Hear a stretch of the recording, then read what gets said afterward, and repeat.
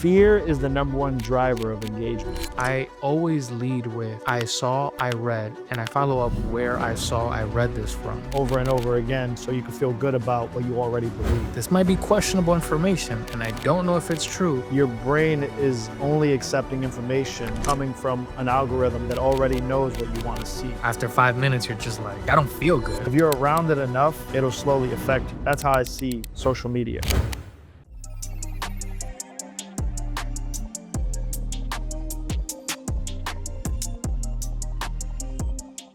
Rich, I do want to get into actionable advice. I think we've been kind of tiptoeing around a few things. You just mentioned something that made me think about it. What are a few rules or principles you can suggest that will fall into the category of actionable advice to kill your clone brain and help you reclaim your original thoughts? Like, what's something that immediately comes to mind? I mean, for me, and I think this is helpful, I think just broadening your horizons about how you view the world and what's going on around you is very important. What I've come to realize over the last few years as I consume content online or on television or legacy media is that everything, and even in music, right? Everything happens in waves. So sometimes the political news cycle is speaking about foreign policy. Sometimes it's about domestic policy. Sometimes it's about the economy. Sometimes there's an election coming up. Sometimes there's inflation, there's recession, there's mass shooting. Like there's all these topics around the world that ultimately end up on social media. You can almost see in real time the disbursement of the news throughout all these different outlets and how they're carefully packaged for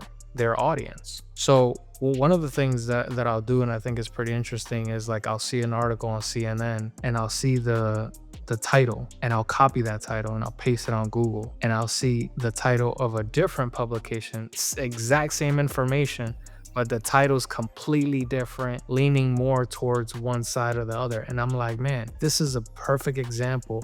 Like, I know what the information is. I know that someone just got killed. I know someone hit the lottery. Like, it's the same exact information, but the framing is sort of trying to give a certain bias to that particular information. And that would be one of my pieces of advice, is just keep tabs on what's happening in the world, and also understand that when you're consuming information, consume it with the intention of, this is being packaged a certain way. Let me copy and paste some of this content or the title on Google, and let me see if a different publication sort of sees it different. I love that. This falls into the category of actionable advice to kill your clone brain. And when we say clone brain, we mean your brain is only accepting information that is coming from an algorithm that already knows what you want to see. So the clone brain comes from, you're just cloning your thought over and over again so you can feel good about what you already believe. And I love that one because as a professional marketer, I do know packaging is so important. It's something we debate a lot when we put our content together.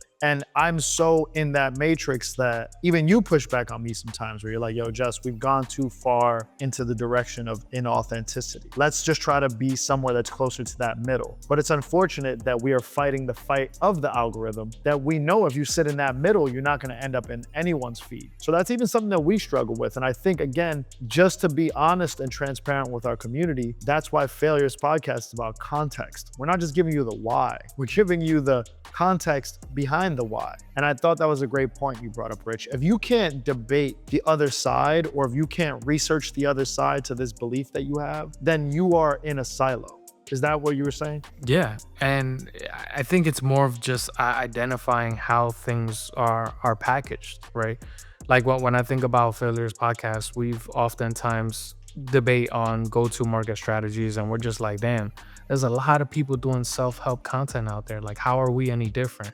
Are we just like reinventing the wheel? We've identified that it's actually a lot different. There's like less of this type of content being served to our community, right? Like the Latino, Latin American community. And we're like, damn, we should definitely double down on that. And also, like, we kind of grew up in the hood, right? So like, how many people are doing self-help content for people that grew up looking like us? Not that many. That's a fact. And my third point is we're sort of the AI generated media company, where we're just like, bro, 85% of the content we consume is all AI generated. Was that real? It's a ridiculous number. Like, part of why Musk almost didn't buy Twitter was because of the amount of bots that were identified on platform, and these bots were like generating like fake content. So he was like, you guys got to tell me the percentage of bots and fake content on this platform, or else I'm not buying it. So it's a very, very large amount of content online that's AI generated. So that's the bet we're making, that this sort of authentic content is going to be needed when we become 100% just AI generated consume humans. The way I've heard it phrased to me was, think of your mind as a garden, your thoughts as a garden, your beliefs as a garden, and every new piece of information that you allow on that garden is a seed that can sprout into some thought or belief that you have. But if your garden only allows one sort of seed on it, then all you're going to produce is the same fruit or the same vegetable. And that lack of diversity really creates this very narrow worldview. So even if you don't believe the other things that you're reading, at least allows you to give you some context and allows you to weigh both sides. So I do love that as the first actionable advice for our community, which is, if you can't argue the other side or take a minute to at least look at why the other side believes what they believe, then you're already falling down that hole of a lack of original thought, because the thought you have has already been safeguarded by what already exists. So I do love that as a number one. Yeah, that's exactly right. I think for number two, I have what I think is an important one, and it's just ask yourself, like, well, what do you believe? Well, what are some of the things that are tied to your roots? I think oftentimes we read content, we read opinion pieces, and we naturally, sometimes the content feels relatable. You're like, oh, I think I believe that. Or you see the opposite and something very, very extreme, and you're like, I don't necessarily agree with that. But I think in order for it to be an actual original thought, you have to sort of, like, I oftentimes say self-snapshot, but you just have to look within and say, okay, well, wait a minute. Ask yourself, what do I believe in? Where are my roots tied into, right? Like, is this my reality? Did I grow up this way? Did my parents teach me these moral or these ideologies? Like, how is this different than how I grew up? And I think somewhere in the middle, you'll find that there's some things that you do agree with, some things you don't, but formalizing your thought as in, okay, I believe in this, but not this. That's what sort of retains your original thought, is being able to tie it to yourself and then making an assessment after as to what you actually believe. I love what you said there, and I want to clarify it a little bit more for a younger person that may be confused by, okay, so ask yourself, what do I believe? But a lot of the issue is that there's no I there, right? Like, a lot of these younger guys don't really have a belief system, so they're going online to find their belief system. I would go deeper on that second point, Rich, which I do love. What's deep in your roots? You got to go beyond that and really help yourself understand, like, why do I believe this thing? Is it because I want to be accepted by my family more because they already believe it? Is it because a very attractive girl or a group of girls that I know on social media, they're against this political messaging, so I just want to be on the right side, so I'm sharing the same opinion just so I could be liked by these women or these other guys? I mean, hell, your son is a great example for that. He's young enough to be swayed by whatever anybody else likes, because who wants to be standing on the opposite side of something that is something he really don't give a fuck about? I think that's a great point. It's like, wait, you're speaking on something you don't even care about, and you're shouting something that you did zero research on. You obviously just want to be liked by a group. That's why you're doing it. Yeah, haven't you seen those focus groups where oftentimes they'll put like 10 people in a room, and they'll make one person just act scared, and if they're scared of nothing, they're just like, your only job is to act scared, and they try to see how the other 9 react, and then you give it enough time and all 9 start to act scared just as the first guy did, but they're not scared of anything. They're just reacting to that one sort of action that the scared person was taking. It's sort of like the placebo effect. So this is a great one. This leads to number 3, which is one that I am professionally trained to do to get people to engage. You mentioned it earlier, Rich. Packaging that drives fear-based engagement or divisive engagement.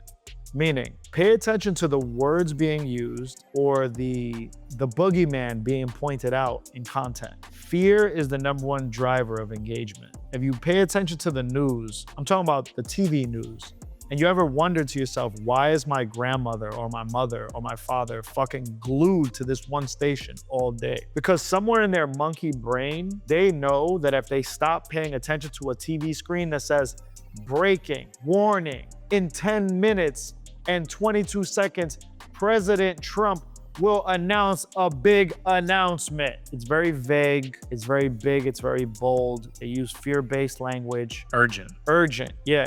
Turn on Fox News right now, turn on CNN right now, turn on MSNBC right now. They even do it in the financial channels. If I make everything seem scary, like you can either lose your life or money or a loved one, or there's fear right outside of your door, you have no choice but to stay locked in, because if there's a grade 11 hurricane coming next to your city, you'd be a fucking idiot to turn away from it and go right outside. You're gonna stick around and watch until you get the answer. And more times than none, the answer is a lot less scarier than the way they positioned it. So be very mindful and careful with the type of framing, titles, engagement, clickbait, narrative that you get on these social accounts, because anything that drives fear or divisiveness is going to drive engagement, because it's a natural cocktail to get people to engage and click through. I feel like the magician who's giving out all the magic tricks, but that is something that is the easiest one to get people to stay locked in and engage with. It's something you have to pay attention to, because if everything's fear-based, you actually believe that when you're supporting one side or the other, you're a good person because you're operating in fear.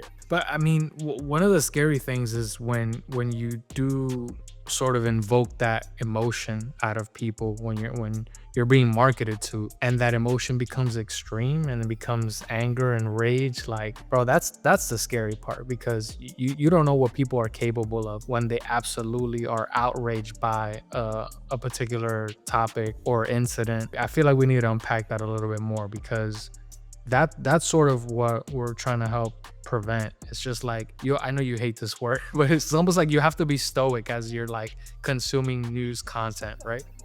But think about it. Rich might be part of the stoic community. I'm over here shitting on them. No, but I mean, you have to be like, when I consume news content, I'm not emotionally invested. Can I just say something you told me before the show started in our pre-show meeting that I think applies here? And please continue your point. You were saying, Justin, when you're dealing with your girlfriend, you have to be the surfer on the surfboard, because on the wave, because it's more like an oak tree in the middle of all these elements. That's the kind of stoicism you're talking about. And I just want to make that clear for stoicism hive that believes that if you don't do anything, you win at life. We're not saying that. You're saying be able to stand firm throughout all the conditions. Yes, the social media, the news outlets are the ocean with very strong waves, right? The waves are the articles, the videos, the thumbnails, and you're the surfer trying to ride those waves. You can't overly react to any of those waves that are coming to you. You sort of have to try to ride them, be fluid, and understand. Like, if you think about it, well, what is it, like 90% of news is just, local news is just like murders or houses being burnt or crime or a storm that's coming tomorrow. It's the absolute most terrible things happening locally in your area. Think about it. What does that do to you if that's what you consume 5 days a week for an entire week? Naturally, you start to develop this angst, this fear that, oh man, there was a shooting 6 miles down away from my house. I better be careful when I step outside. Oh man, I need to invest in a new coat. There's gonna be a storm coming. You know what I mean? Like, oh, I need to board up the house. Like, it invokes all these sort of actions and feelings that I think over time are a net negative to who you are as a person, who you are in the way you think about things. Yeah, that, Rich, I think you naturally went into a number 4 in our actionable advice, which was question everything. I love that. Question everything. Learn yourself. Like, you have to learn yourself. Learn why you're consuming what you consume. If you're on your feed, this happens to me a lot. It actually happens to me a lot on my For You page on my Instagram. I get women that look exactly the same all over my For You page. And you know what's crazy, Rich? They all look exactly with what I'm interested in. You think the algorithm knows your type? Oh, and not only does it know it, but if you click on the actual page of that person, you're more than likely, it's better than Hinge. It really knows exactly what you like. And if you're feeling bold enough, you could just shoot that person a DM, because chances are that person is interested in the things you're interested in. That's how insanely smart these algorithms are. Back to actionable advice number 4, question everything. When you look at content that you get served a lot and you start seeing the consistency in the pattern, ask yourself, why is it that I keep getting served this content? Bro, I'll give you one better. My mom started to send me TikToks, right? I just found out she was on TikTok like a couple weeks ago. And yo, all she sends me is like conspiracy theorist videos and asking me if they're true or not. In my mind, I'm like, Mom, why are you on TikTok? Yeah. That's number one. Yeah. Number two, how did you craft your algorithm to point you in the direction where now it's just feeding you conspiracy theories? No, and she's supposed to good algorithm because now they think you like conspiracy. Hey, by the way, if Rich comes on here talking conspiracies, we already know it came from his mom. Yeah, that's another topic. Like, don't fuck up my feed for the sake of like say actionable advice. This is good. You can go on the top right corner or in the settings of whatever post you receive on any social media platform, and you can opt out of content like this, and you can train your algorithm. Actionable advice number 5: train your dragon. Your dragon being your algorithm. Whenever you see content that you're trying to steer away from, or you're trying not to see more of, i.e., beautiful curly-haired women with great bodies, I always go to the algo setting and say, don't want to see any more of this. I am now a changed man. And I do see less and less of it. But that algorithm be fighting because it be sending you more shit. Like, it'll send you a girl that looks like the girl I like playing basketball. And it'll be like, well, you like basketball. How about this girl knocking down jump shots at the local park with curly hair? And you got to stay hip. So train your dragon, train your algorithm. Yeah, that's a great one. Well, I'm sorry, I cut you off. We were talking about your mom's conspiracy theories. So is it true? The conspiracy theory? You usually know, right? Or sometimes they are. And by the way, like I don't know. I don't always think I have the right answer. Oftentimes when I'm debating a certain topic, I always lead with I saw, I read, and I follow up where I saw, I read this from, because I'm letting the person listening to me know that, hey, this might be questionable information and I don't know if it's true, but I read, I saw XYZ. I always lead with that. What a compliment it is in your family to be the guy that's like the conspiracy theory myth buster. Like, they go to you for this. I think my family. What did you do to deserve this title? Are you talking about? I'm sorry. By the way, I want everybody listening to this podcast to know that maybe I'm learning a new side of Rich, because you did tell me when you worked at that other spot that was something I would do a lot too. Talk about a lot of wild shit. I think that naturally I just consume a lot of information. So my family feels like I'm the smartest and sort of like the information. You're the smart guy, yeah. Yeah, I'm the smart guy. I'm the information repository. So if like Rich knows or doesn't know, he at least has an opinion on it.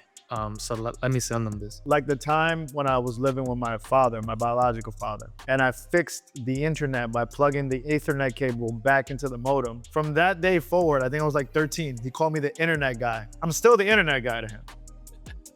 Yeah. He thought I was like a wizard. Like I knew more than most people about technology. And all I did was one simple thing, like reconnect the internet. So I do want to move forward on an actionable device, but I do like the train your dragon, train your algorithm. The 6th one that I want to get into, this is a big one for me. They call this level of baseline knowledge chauffeur knowledge, or parakeet knowledge. Yeah, chauffeur knowledge or parakeet knowledge. Why do they call baseline surface level knowledge chauffeur knowledge and parakeet knowledge? This is amazing. A very long time ago, super smart scientist used to go and speak to different colleges after he retired from, being a fucking genius. And he would recite his speeches in his private car with his chauffeur sitting in the front. If you've ever been in an Uber, the guy in the front is not gonna say anything to you, he's just listening. So he would rehearse his speech on these very smart subjects so much that at one point he got in the car after 2 years of having the same driver, and the driver repeated his speech back to him verbatim. So the scientist, this guy's a very brilliant guy.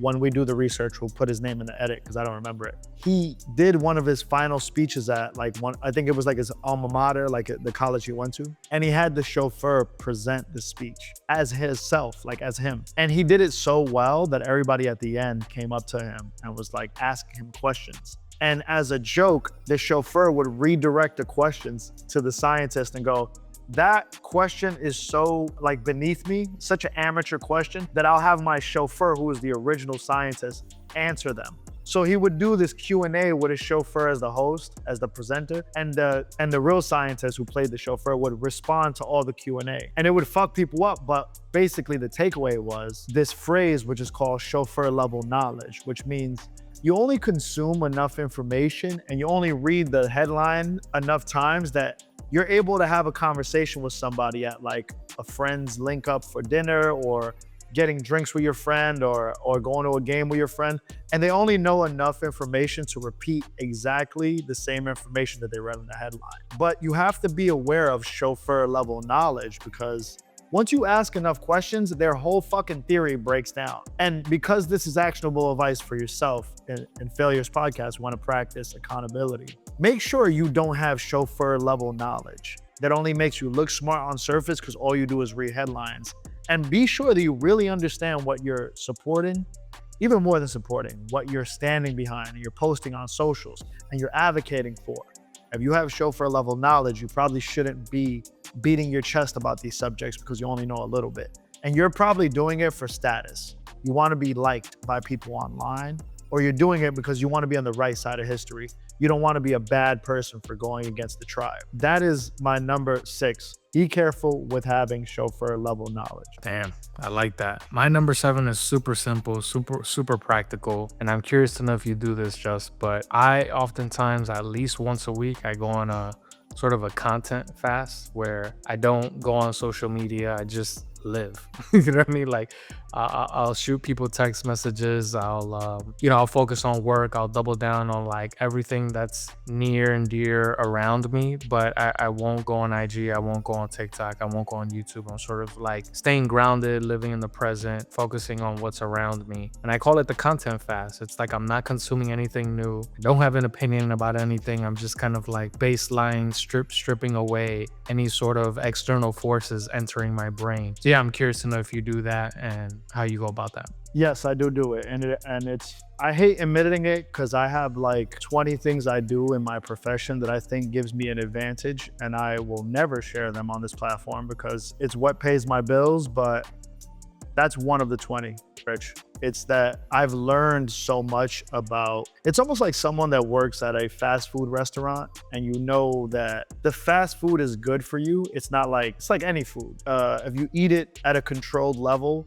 it's not going to kill you or make you obese or give you like respiratory issues or heart issues. But if you do something enough that is not healthy for you, it eventually can consume you, and that's what leads to medical issues. And that's kind of how I look at marketing and my deep understanding of social media and algorithms and artificial intelligence. I have a really good baseline knowledge of what these things are trained to do and how they can rob you of a lot of your attention and your valuable time. So yeah, as a professional, what I've learned to do, because it's like secondhand smoke.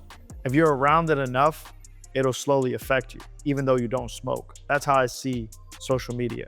And I've trained myself to create burner accounts on each of these platforms that are only dedicated to the clients I work with, because that's something I have no choice. I have to stay up to date on. For every social media account, I have multiple burner accounts that are dedicated to not necessarily social fasting, but clearing myself of all the news that I like to consume on the daily that is pointless and is essentially my brain rot. So I can add an addendum to what you said, Rich. A content fast is really smart. And if you have the luxury to get offline and it's not associated to your job, you definitely should do that. But because it is associated to my job, I have all these burner accounts and these second pages that I go to that are just either about what I do for a living, which is just my artist, or it's this safe haven of information that is not tied to brain rot. I'm definitely with that. You have to build the burner accounts, and you have to give yourself an opportunity to get off that one-sided algorithm that is giving you stuff that you already know you like. Maybe there is a time in my life where I could just completely get off social media.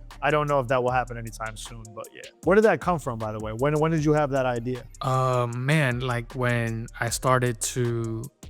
content started to affect my mood. Oh shit. That's actionable advice as well. It's like when you're on TikTok or IG and you're consuming content, after 5 minutes, you're just like, damn, I'm fucking, like, I don't feel good.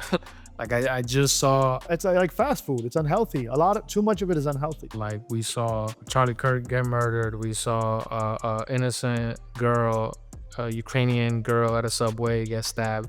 And like for that week, I was just like, all right, I gotta put my phone down. Like there's too much negative shit going on in the world. Rich, we talked about this. I don't think in human history have we ever been exposed to this level of violence and fear and chaos and global crisis. It's almost like if you really wanted it, every day you could be exposed to the most information that will kick off all your sensory. And it does, not only does it make you feel sick, but it also makes you feel exhausted.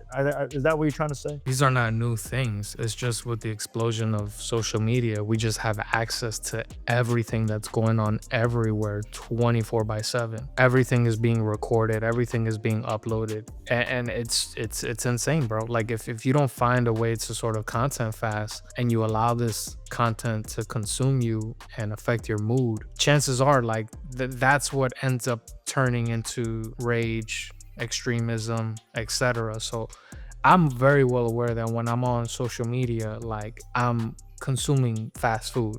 You know what I mean? This is like Taco Bell of fucking food and Taco content. Bell. We grew up with a lot of Taco Bells. That shit will fuck you up. And White Castle. Taco Bell or White Castle? I mean, listen, this is a perfect analogy. What happens at the end of those beautiful meals, like they taste amazing while you're having them, but once you click stop or stop watching the video, i.e. once you stop eating the food, you got to run to the bathroom, or and running to the bathroom is the equivalent of you feeling like shit, feeling like this content affected your mood.